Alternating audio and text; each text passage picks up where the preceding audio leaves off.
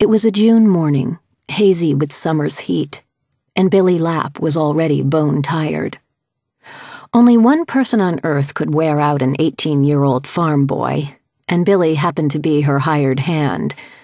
For over 2 weeks now, Bertha Reihl had met him at the barn door of Rose Hill Farm with a to-do list that seemed to grow longer with each passing hour. Bertha's granddaughter, Bess, was coming for a summer visit, and Bertha wanted the farm so spick-and-span clean a body could eat off the barn floor, which, Billy knew, meant he would be the one scrubbing that barn floor until it shone. He didn't know why Bertha felt her farm needed sprucing up. So sauer wie geschleckt. It was as clean as a whistle. The vegetable garden ran neat and tidy from the kitchen steps down to the greenhouse, beside the yard where she stretched her clothesline.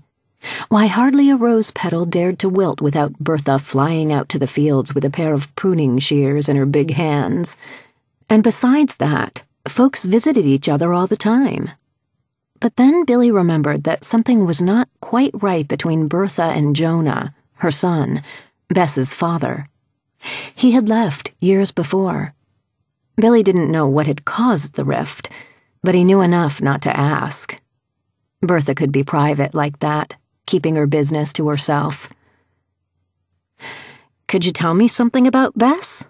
Billy had asked Bertha the other day as he helped her turn the mattress in the spare bedroom she was readying for Bess. Bertha flipped her end of the mattress and let it slip into the wooden bed frame with a soft sough. "Like what?" "Well, how old is Bess now?" He vaguely remembered a tow-headed, skinny wisp of a girl coming in from Ohio a few years back when Samuel, Bertha's husband, passed. Bertha raised an eyebrow at him, as if she thought his motives were highly suspect.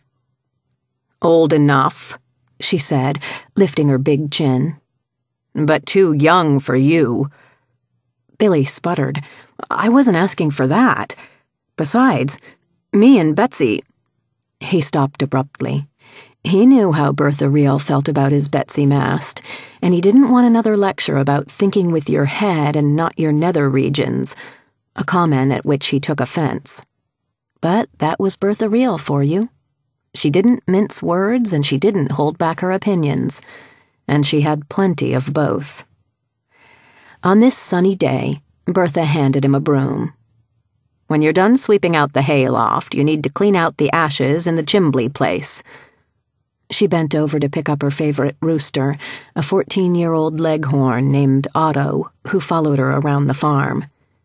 Bertha tucked Otto under her arm, football style, and headed up the hill to the farmhouse.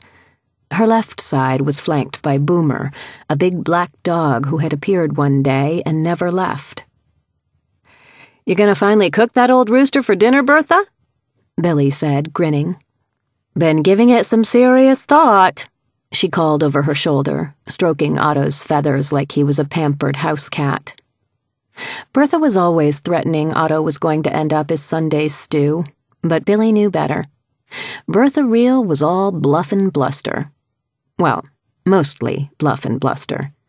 He couldn't deny she had a way of intimidating folks that was a wonder to behold. It had happened to Billy only once, when he had made the mistake of asking her if she was 6 feet tall. Bertha planted her fists on her deluxe-sized hips and narrowed her eyes at him. "I am 5 feet, 12 inches. Then she stared him down until he was sure he had shrunk an inch or two right in front of her. From the kitchen door of the sprawling brick-and-frame farmhouse, Bertha turned and hollered at Billy. "Es ist noch lang, net fersche wann's just halvigedes is. Half done is far from done." He dashed into the barn and picked up where he left off, sweeping the concrete floor with a dash and a fury.